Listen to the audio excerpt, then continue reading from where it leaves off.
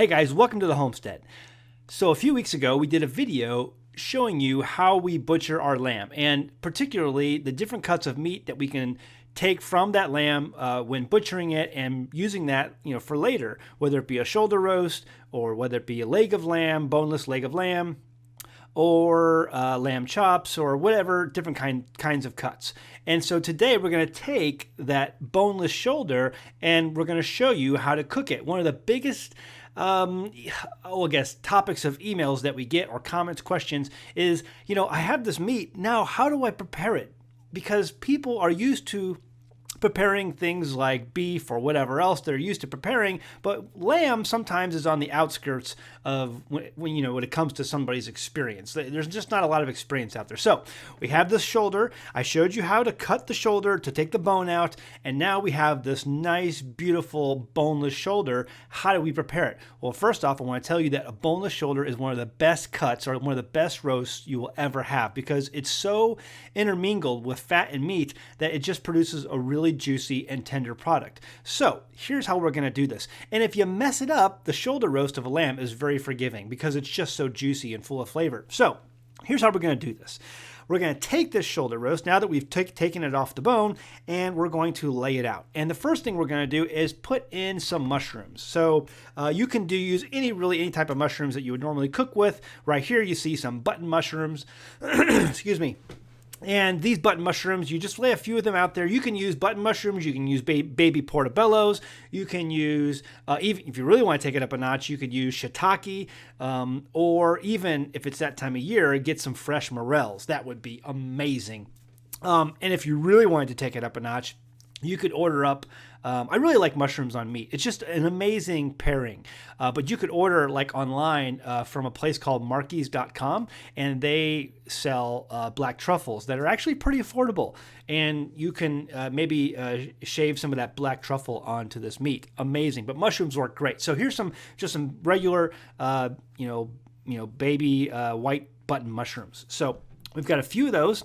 And then the next thing we have is some diced garlic and some onion. Now, not a whole lot, maybe a couple cloves of garlic, maybe one slice of an onion, and then you dice that up, and then you sprinkle that on there as well, okay? And then you spread that out evenly. Then the next thing you're going to do is you're going to go ahead and put in a little bit of butter. You can see in that picture there's a little bit of butter on both sides there, top and bottom, and then we've sprinkled it with some Italian seasoning, okay?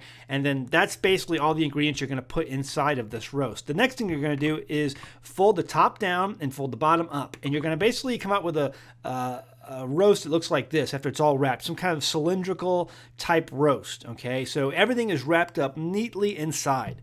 Now, what you're going to do is you're going to take some butcher's twine. You have butcher's twine, don't you, hanging around your kitchen? If you don't, I would get some, because they come in really handy for roast. And so you can get butcher's twine at a place like butcherpacker.com. That's where we get our butcher's twine, butcherpacker.com. And so what you're going to do is you're going to basically wrap that. What you see there are 5 different ties. So I basically shimmy the butcher's twine underneath and then wrap it around and tie a square knot as tight as I can get it, okay? And that holds everything in there. And so the butcher's twine is just going to hold all that goodness inside. And then I sprinkle a little bit of Italian seasoning on top. Okay, next picture.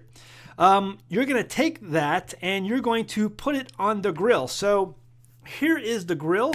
And I've got I've got the roast now sitting over, not over direct heat. Okay, so it's just on the grill, but the direct heat source is on the other side of the grill. Okay, so you can see that. And if you can take a closer look at the grill underneath where the coals are, there's a piece of cherry wood in there. So I want to smoke this for about 10-15 minutes. You could probably do it for 20 minutes tops. So let's just say, I think I did this for 20 minutes actually. So you can put it in for 10, 20 minutes, whatever you think you want to do, and give it a good amount of smoke flavor.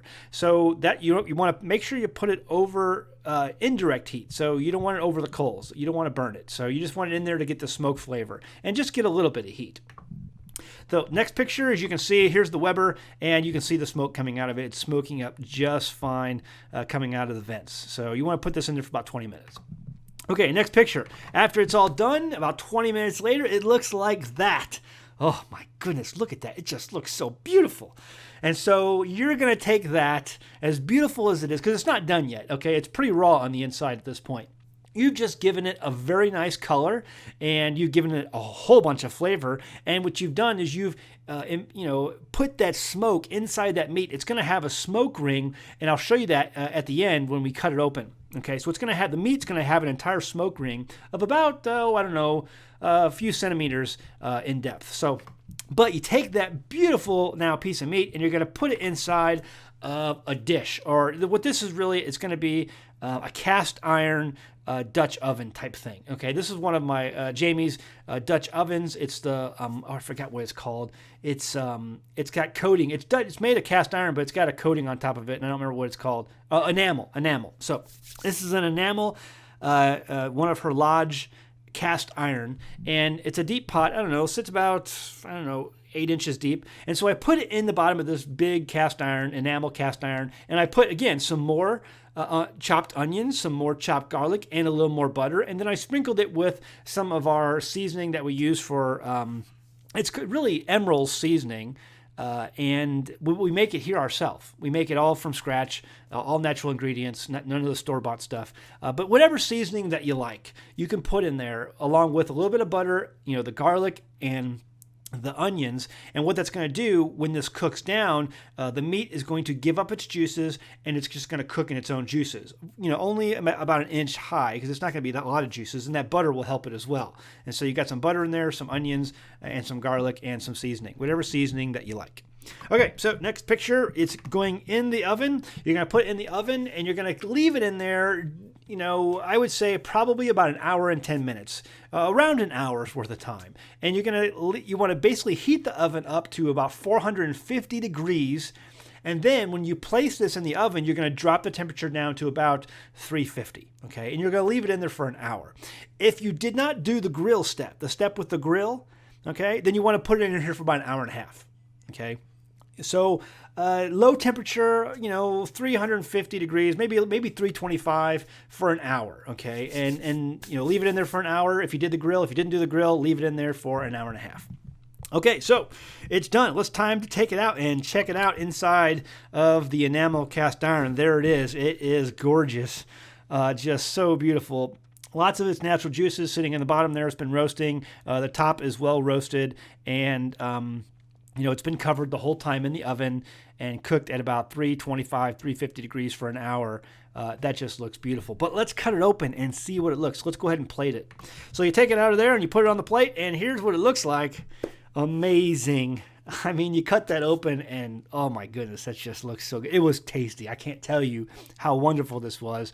My boys, they just wanted seconds and thirds and fourths. I mean, they wanted to keep eating it, but it was only one small roast. So it fed our family, the 6 of us.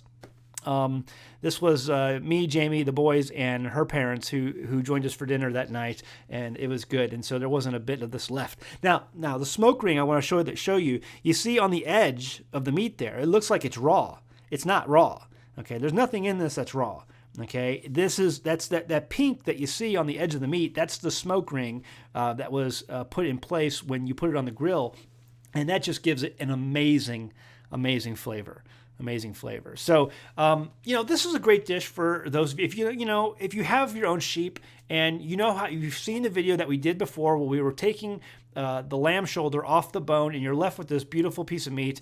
This is an example of what you can do with that, and it's great for just to get together with friends if you want to impress them with a boneless lamb shoulder. It's super tasty, super juicy. It's great for a Passover or any other special occasion that you might want to make something like this for. So I highly encourage you to, branch out and see what you can do with a piece of meat like this. It's just, it turned out fantastic. All right, guys, there you go. We'll leave it at that. Go out and get a piece of meat like that and experiment on it, and leave a comment. Hey, listen, if you've had a lamb shoulder like this, leave a comment below. If you've never had lamb shoulder, leave a comment below and tell us that you've never had lamb shoulder. Hopefully this will inspire you to go out and try it sometime. All right, guys, see you next time on the Homestead. Bye.